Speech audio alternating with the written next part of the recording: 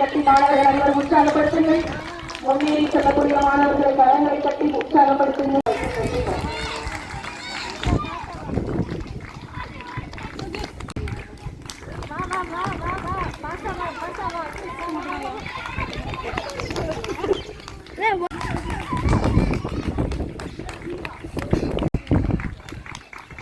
கரங்களை கட்டி உற்சாகப்படுத்துங்கள். ஓடக்கூடிய மாணவர்களுக்கு